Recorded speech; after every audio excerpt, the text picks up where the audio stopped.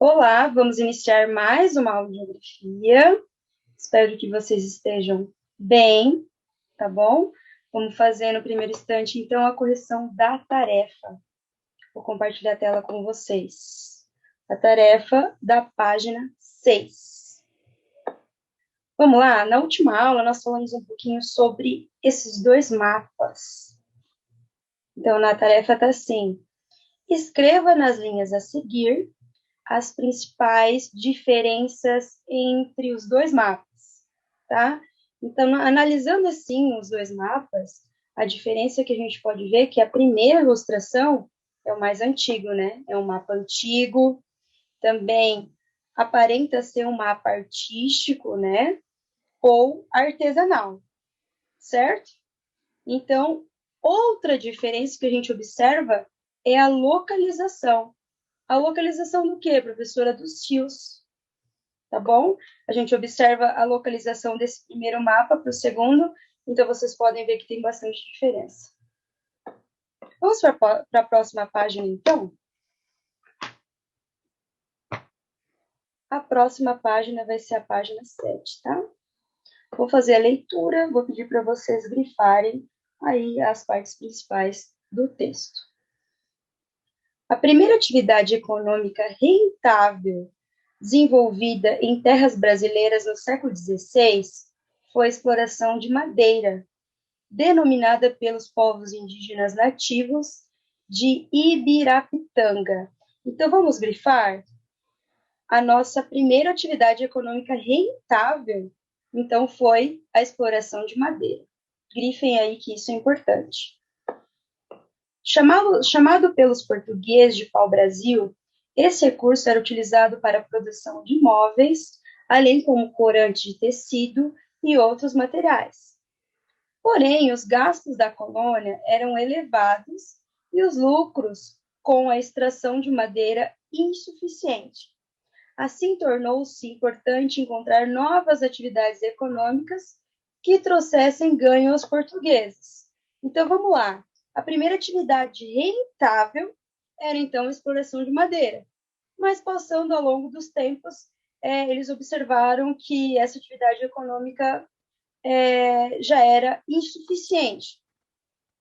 Com a extração do pau-brasil, não se mostrou uma atividade tão lucrativa. A saída foi a produção de açúcar. Vamos grifar, então? Produção de açúcar? As primeiras tentativas de se cultivar a cana-de-açúcar no Brasil ocorreram na capitania de São Vicente, área atualmente pertencente ao estado de São Paulo. A divisão das capitanias hereditárias favoreceu em certas localidades o cultivo da cana, porém nem todas as áreas chegaram ao mesmo nível de resultado. As dificuldades na produção açucareira na capitania de São Vicente fizeram com que a prática fosse abandonada no local. A partir disso, a região Nordeste seria o principal ponto de desenvolvimento da economia canavieira no Brasil, utilizando para tal mão de obra escravizada, em especial a África, mas também a indígena.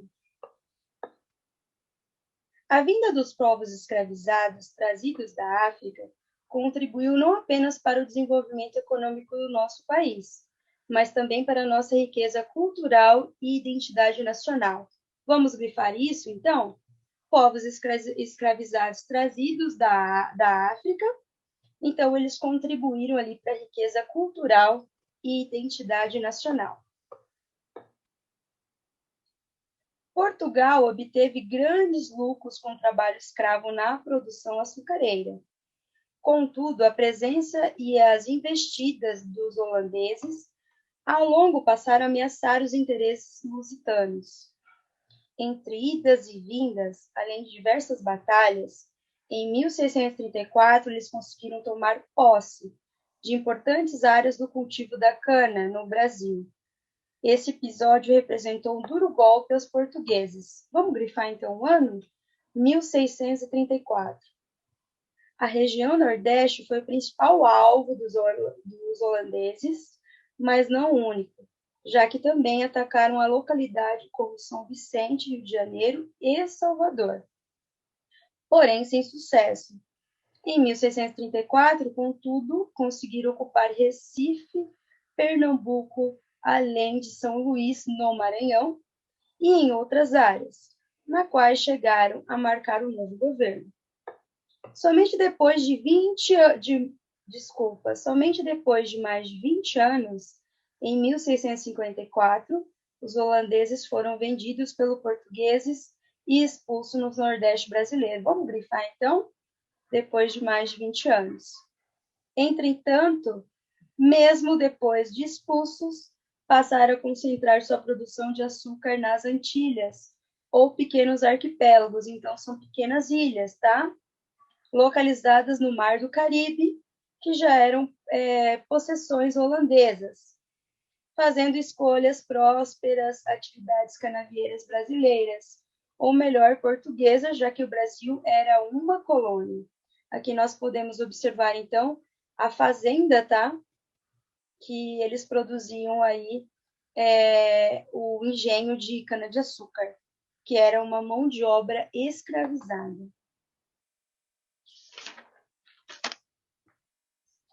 Na página 8, nós temos uma atividade.